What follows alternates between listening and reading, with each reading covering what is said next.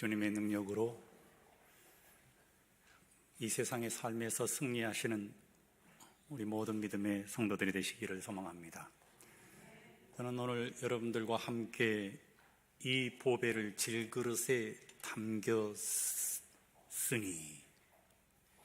예수의 생명이 질그릇에 담겨지면 어떤 은혜가 우리에게 도래하는가를 연구하여 은혜를 받기를 원합니다.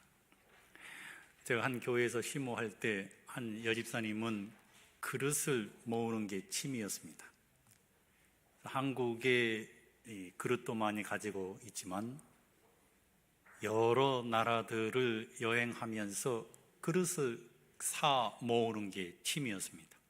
우리는 해외여행을 해도 관광을 목적으로 여행을 하지만 이 집사님은 그릇을 사 모으기 위해서 여행을 하시는 분이었습니다. 여러 나라의 접시들을 많이 사 모으셨어요. 특별히 목사님들이 방문하면 목사님들을 위하여 마련해 놓으신 접시로 맛있는 상을 차려내시기도 했습니다.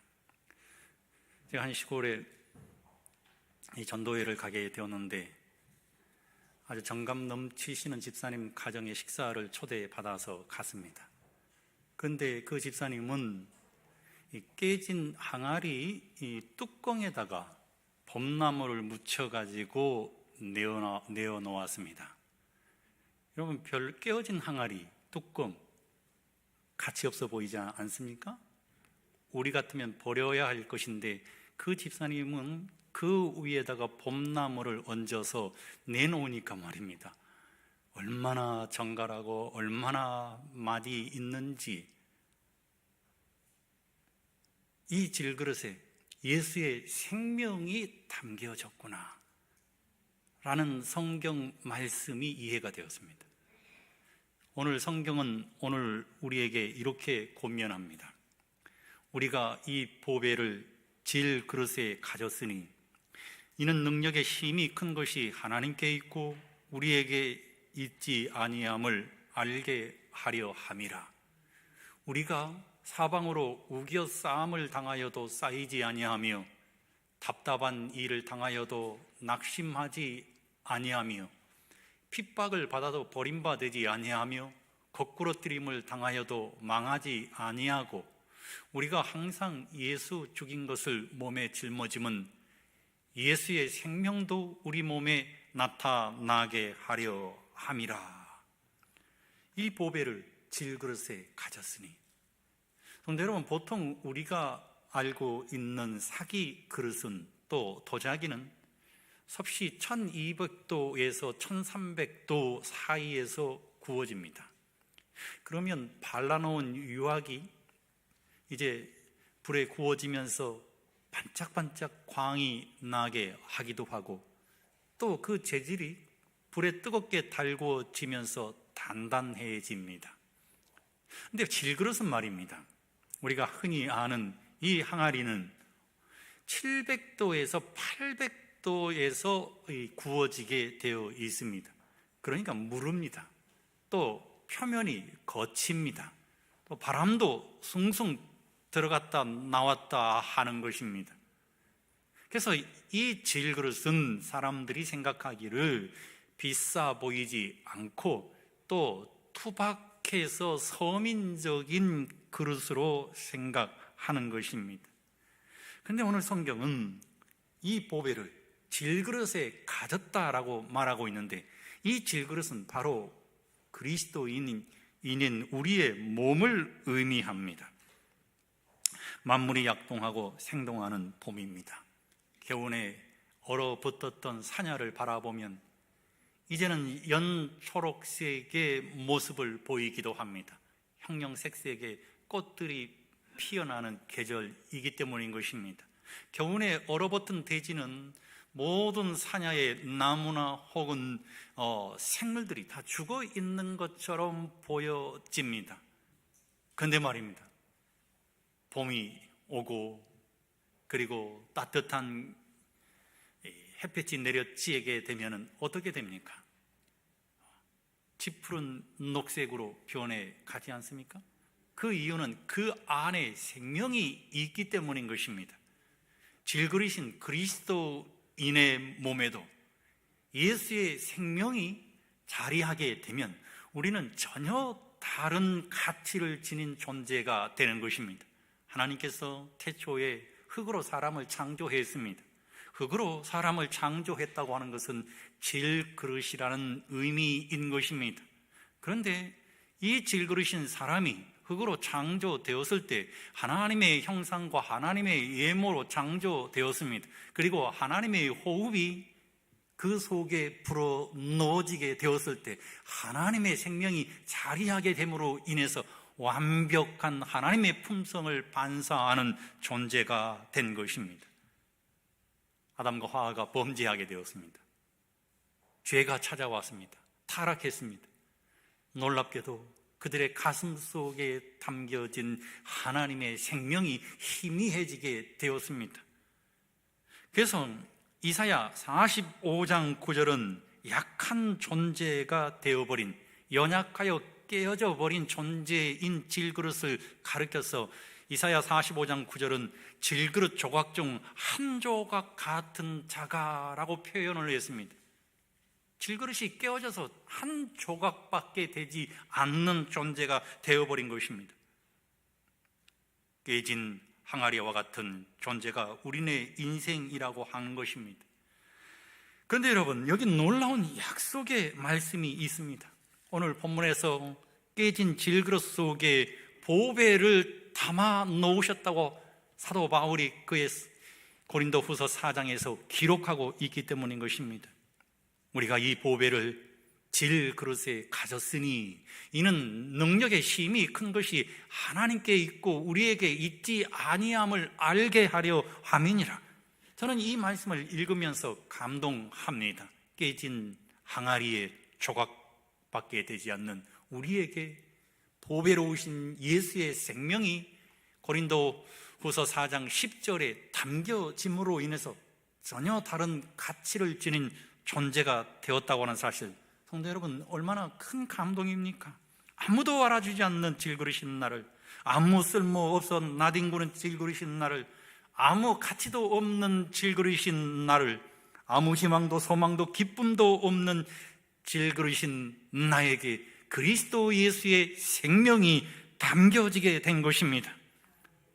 온 우주를 창조하신 그분이 이 땅에 인간이 되어서 우리 가운데 장막을 치셨습니다. 우리 가운데 장막을 치셨다고 하는 이 말씀은 고린도후서 4장 7절에 있는 말씀처럼 하나님이신 그분이 질그릇이 되었다는 말씀 아니겠습니까? 예수님은 질그릇 인생으로 이 땅에 오신 것입니다. 시작과 끝도 없는 창조주이신 예수 그리스도께서 질그릇이 되신 이유가 무엇일까요? 그것은 깨어져 버린 질그릇인 우리를 보배 삼기 위함입니다. 우리 안에 생명으로 담겨지기 위함인 것입니다.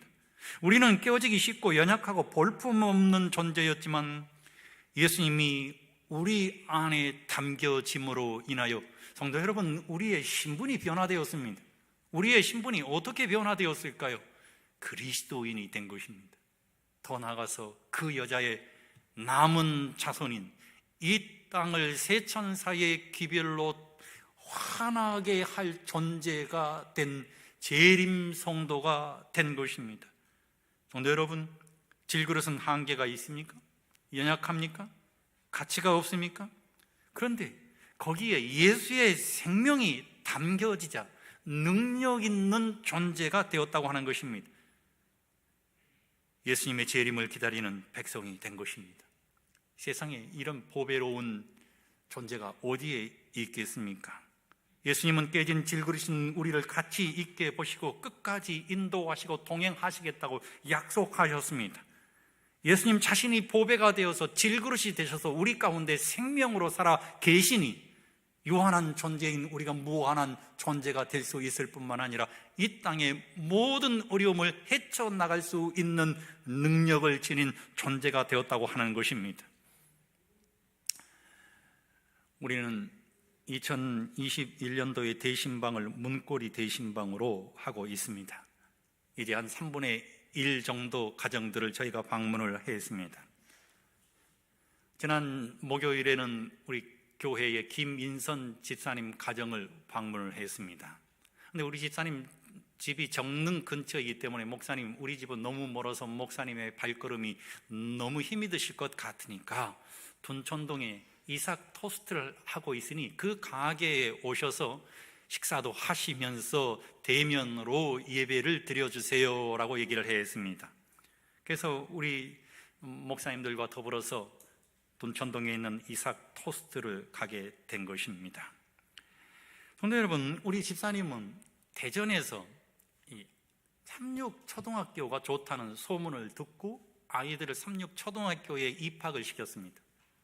나중에 들어보니까 서울에 있는 중학교가 좋다는 소식을 듣고 초등학교 다니던 시절에 태강 삼육초등학교로 두 아이들을 전학을 시키고 아이들이 교회에 나가면 잘 된다고 하니까 이 집사님이 교회를 다니기 시작했습니다.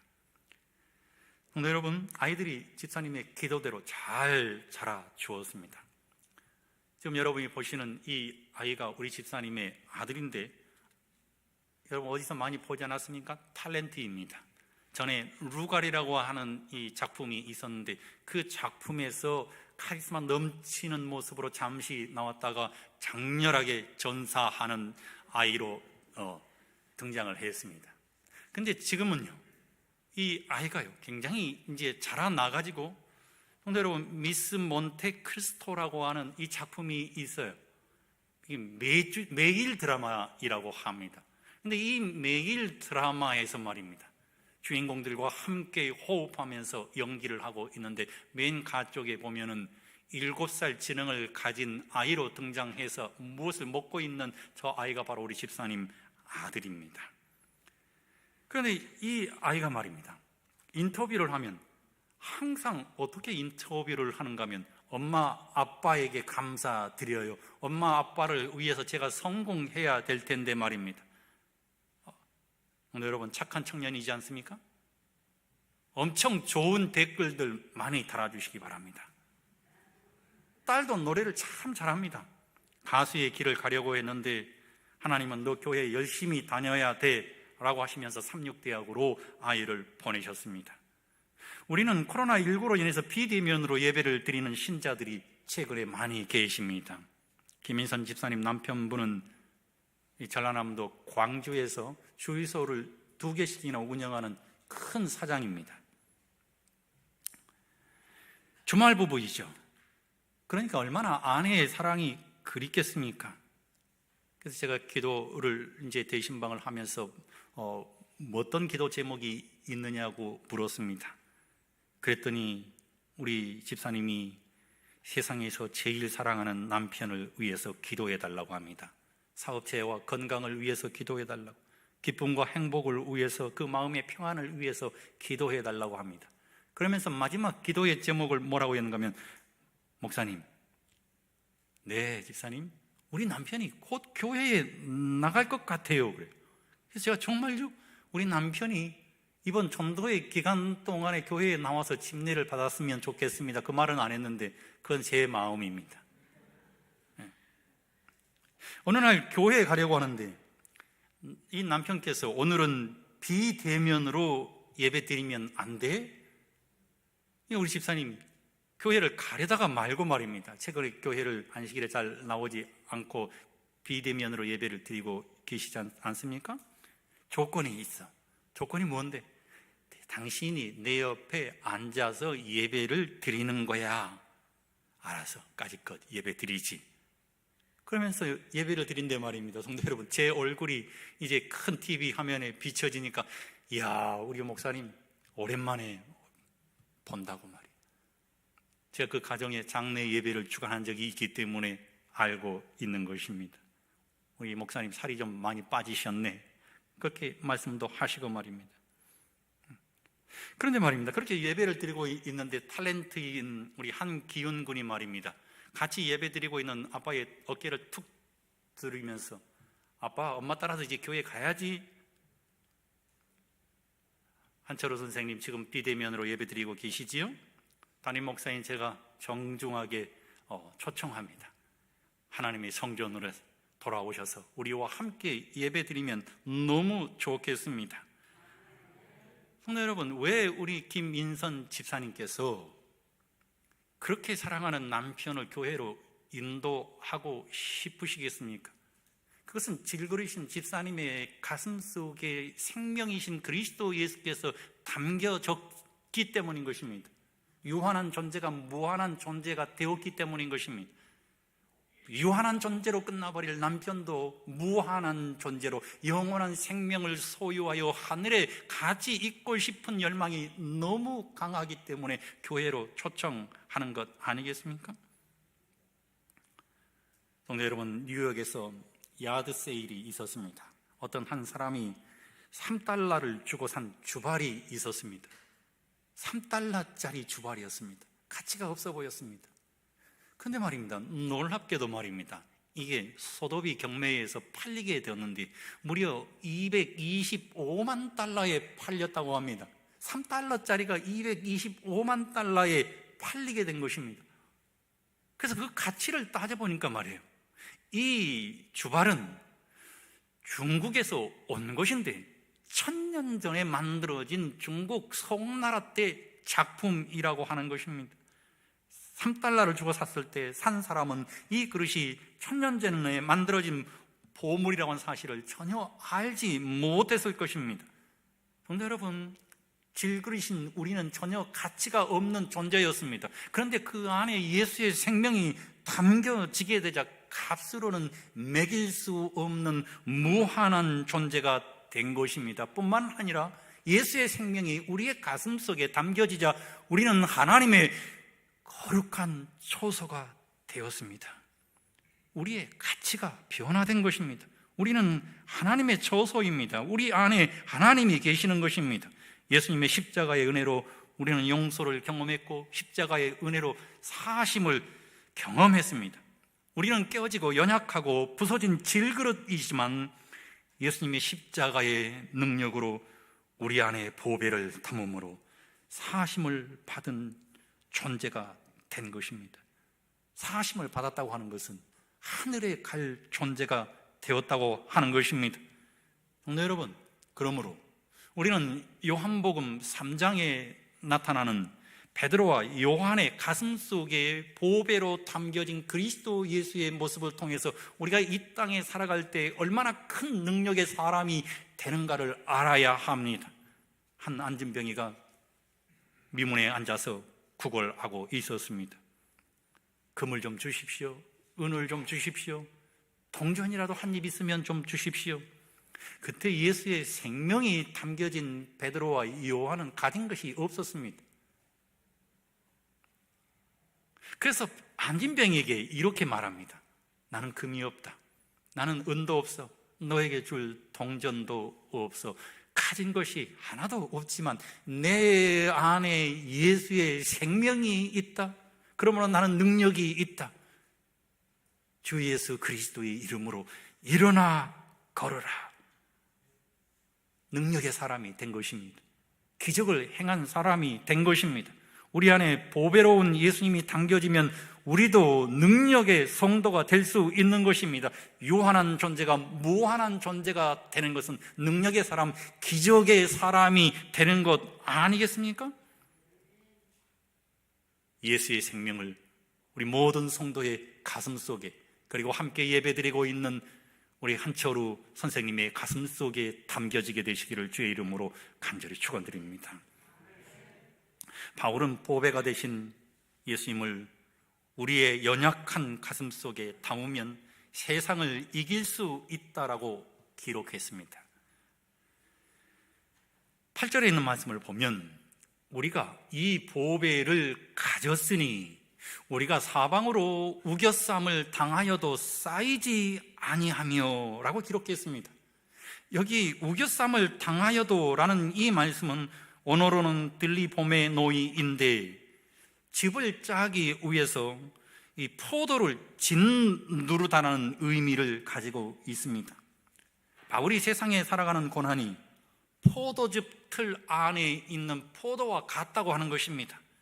세상 사람들은 이런 고난을 당하면 깨어져 버리는 질그릇 같은 존재인데, 사도 바울은 질그릇 안에 담겨진 보배인 예수의 생명 때문에 깨어져야 함에도 불구하고 깨어지지 아니하고 오히려 그 절망을 승화시켜서 말입니다, 희망의 존재가 되어진다는 말씀으로 기록한 것입니다. 성경은 이것을 너희에게 이름은 너희로 내 안에서 평안을 누리게 하려 함이라. 세상에서는 너희가 환난을 당하나 담대하라. 내가 세상을 이기었노라 하시니라. 요한복음 16장 33절에 기록하고 있는 것입니다. 엘리사가 도단성에 있을 때 아람 군대가 말입니다, 엘리사를 잡기 위해서 진을 쳤습니다. 아침에 눈을 떠서 상한이 나가보니까 말입니다, 셀 수 없는 아람 군대가 엘리사 한 사람을 잡기 위해서 진을 치고 있는 모습을 보았습니다. 황급히 들어갔습니다. 선생님, 큰일 났습니다. 아람 군대가 쳐들어왔습니다. 근데 우리를 둘러싸여 있습니다. 우리는 살아날 가망성이 1%도 없습니다. 그때 엘리사가 하나님 앞에 기도합니다. 그때 사환에 성도 여러분, 영안이 열렸어요. 어떤 영안이 열렸습니까?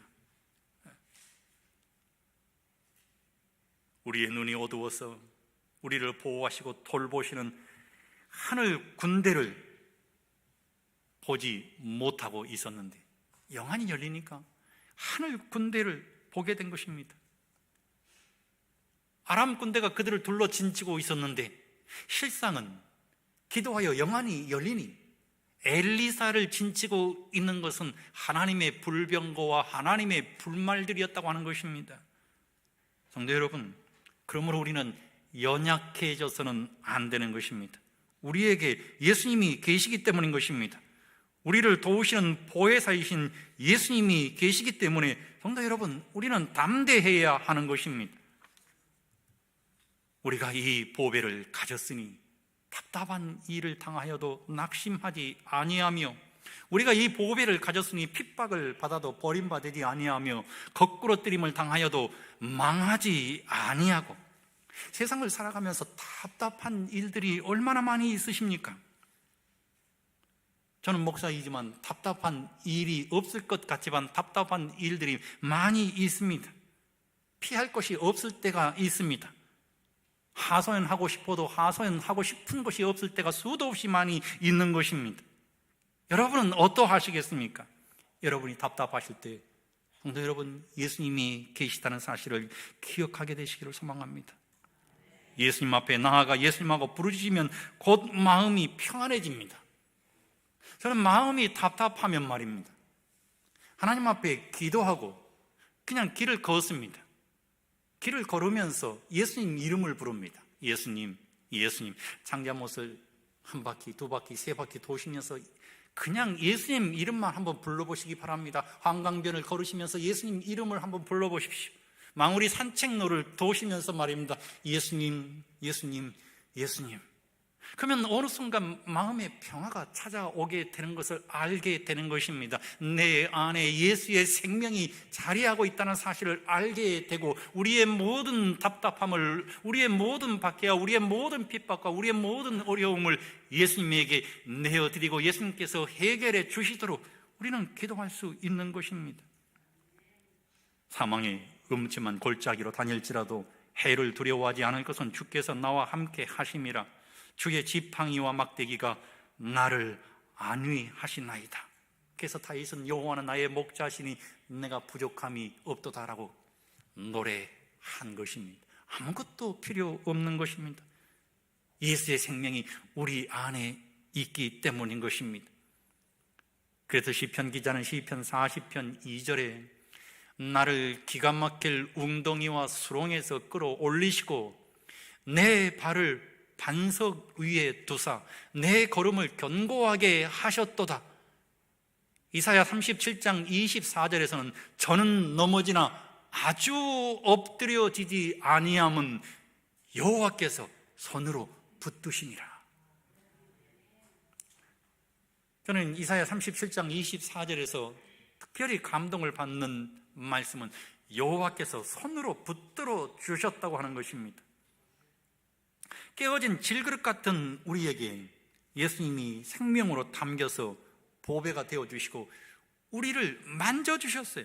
우리의 상처를 만져주신 것입니다. 우리의 질병을 만져주시는 것입니다.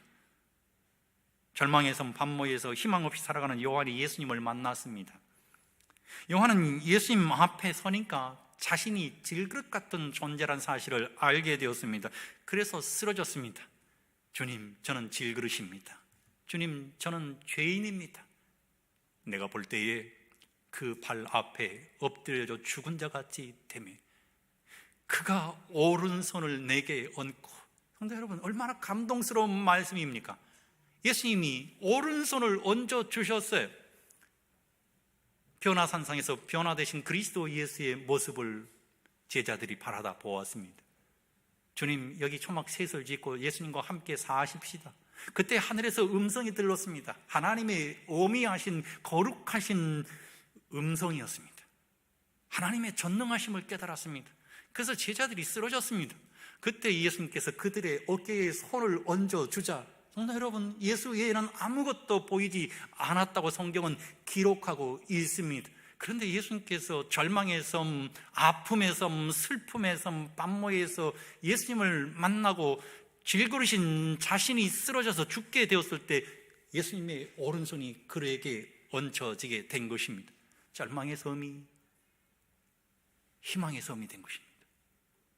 슬픔의 섬이, 아픔의 섬이 기쁨의 섬이 된 것입니다. 소망의 섬이 된 것입니다. 오늘 우리의 가슴 속에 예수의 생명이 존재하면 그리스도께서 우리를 만져주심으로 우리도 희망찬, 기쁨찬, 행복찬 신앙의 삶을 살아갈 수 있다는 사실을 기억하게 되시기를 소망합니다. 예수님은 베드로의 장모를 만져주셨습니다. 예수님은 소경된 자의 눈을 만져주셨습니다. 예수님은 문둥병자를 손을 내어서 대어서 낫게 하셨습니다.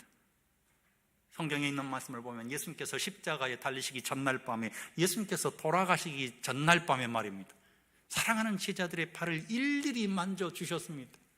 그리고 그들이 이 험한 세상에서 승리해 나가도록 그들을 격려하고 위로하셨습니다. 심지어는 예수 그리스도를 팔아버린 가로신 유다의 발까지도 쓰다듬으시면서 예수님께서 씻어주셨습니다.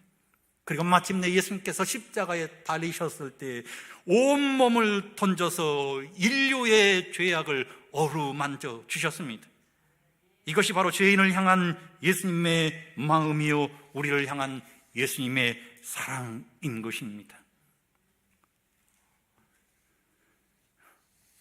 우리는 엘리야를 기억합니다.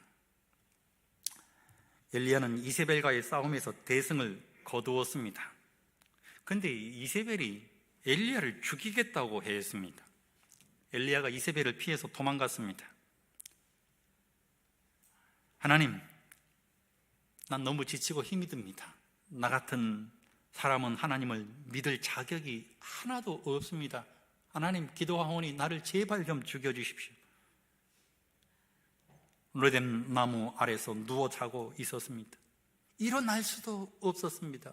얼마나 상심이 컸는지 기도조차도 할 수가 없었습니다. 수저를 들기도 힘들 정도가 되었습니다. 그런데 말입니다, 엘리야의 절망이 무엇이었든 간에 하나님은 엘리야의 절망의 현장으로 하늘의 천사들을 급파하셨습니다. 하나님은 어떤 분이십니까? 하나님은 절망을 회복시켜 주시는 분이십니다. 상처를 회복시켜 주시는 분이십니다. 하나님은 갈멜산 정상에만 계신 분이 아니라 로뎀 나무 그늘 아래서 절망하여 죽게 된 엘리야에게도 똑같이 역사했다고 하는 것입니다. 그곳에도 하나님이 계셨다고 하는 것입니다. 하나님은 갈멜산의 거성이었던 엘리야만 사랑하시는 분이 아니라 로뎀 나무 아래 초라하게 죽음을 생각하는 엘리야를 바라보시면서 어쩔 줄 몰라 하시면서 긍휼하신 하나님의 모습으로 나타난 것입니다. 갈멜산 정상에서 박수갈채를 보내신 그 하나님께서 로뎀 나무 아래서 죽어가는 엘리야를 향해서 박수를 보내면서 화이팅을 외치시면서 그가 다시 일어나기를 원하시는 것입니다. 열왕기상 19장 5절 이하로 있는 말씀을 보면 로뎀 나무 아래 누워 자고 있는 엘리야를 어루만지셨습니다. 그리고 먹을 것을 주셨습니다. 지쳐서 또다시 잠이 드니까, 성도 여러분, 7절에 있는 말씀을 보니까 또다시 천사를 보내서 엘리야를 어루만졌습니다. 그리고 먹였습니다. 하나님께서 계속해서 어루만져 주시니까 엘리야가 말입니다, 하나님이 주신 음식과 하나님의 격려와 하나님의 위로를 통해서 벌떡 일어나서 40주야를 걸어서 하나님의 산 호렙에 이를 수 있었던 것입니다. 성도 여러분, 회복은, 격려는 하나님의 거룩한 접촉점에서 찾아야 합니다. 하나님의 스킨십에서 찾아야 하는 것입니다. 하나님의 터치, 하나님의 거룩한 접촉, 하나님의 기름 부으심, 하나님의 엄청난 격려가 이 안식일에 우리 사랑하는 모든 성도들과 그리고 비대면으로 예배를 드리고 있는 우리 모든 성도들에게 충만하게 역사하게 되시기를 소망합니다. 내가 너의 절망을 안다. 내가 너의 피곤을 알아. 내가 너의 통증을 알고 있어. 얼마나 힘드니? 내가 너를 이해한다. 오케이, 너 있는 그대로 내가 너를 인정한다. 그리고 내가 너를 도와주겠다. 그리고 다음에 마실 물과 떡을 주신 하나님께서 말입니다, 엘리야를 회복시켜 주신 하나님께서 말입니다, 호렙산을 향해서 나아가는 희망의 발걸음을 옮기는 엘리야처럼 우리를 반드시 회복시키시고 우리를 반드시 하나님의 거룩한 나라로 인도하실 것임을 우리 모든 성도들이 믿게 되시기를 주님의 이름으로 간절히 축원드립니다. 이 안식일에 하나님의 만짐으로 우리 모든 성도들이 치료함을 받으시고 회복함을 받으시고 행복한 그리스도인 되시기를 소망하는 것입니다. 성경은 주께서 심지가 견고한 자를 평강의 평강으로 지키시리니 이는 그가 주를 의뢰함이니라. 사도 바울이 고린도후서 4장 10절에 그래서 이렇게 고백합니다. 우리가 항상 예수 죽인 것을 몸에 짊어짐은이라고 기록했습니다. 항상 예수 죽인 것을 몸에 짊어졌다고 하는 것은 어떤 의미일까요? 사방으로 우겨 싸움을 당하고 있다고 하는 것입니다. 답답한 일을 당하고 있다고 하는 것입니다. 거꾸로 때리고 있는 일을 당하고 있다고 하는 것입니다. 박해를 당하고 있다고 하는 것입니다. 그것을 예수 몸에 짊어지고 있어요. 해결해야 될 모든 문제가 산더미처럼 우리의 등에 있는 것입니다. 그러함에도 불구하고 사도 바울은 좌절하지 않고 오히려 그것들을 통해서 예수의 생명이 우리의 몸에서 나타나게 함이라고 기록하고 있는 것입니다. 그러면서 고린도후서 12장 10절에 내가 약한 그때에 오히려 더 강해진다라고 우리에게 말하고 있습니다. 왜냐하면 예수의 생명이 그의 가슴 속에 있었기 때문인 것입니다. 이제 내가 육체 가운데 사는 것은 나를 사랑하사 자기 자신을 버리신 하나님의 아들을 믿는 믿음 안에서 사는 것이라고 고백한 사도 바울의 고백이 오늘 우리 모든 성도들의 고백이 되시기를 주의 이름으로 간절히 축원드리면서 예수님께서 이 땅에 다시 오시는 재림의 그날 아침까지 이 땅에서 예수의 생명이 담겨진 질그릇으로 살아가다가 하늘에서 예수 그리스도를 만나게 되시기를 주의 이름으로 간절히 축원드립니다.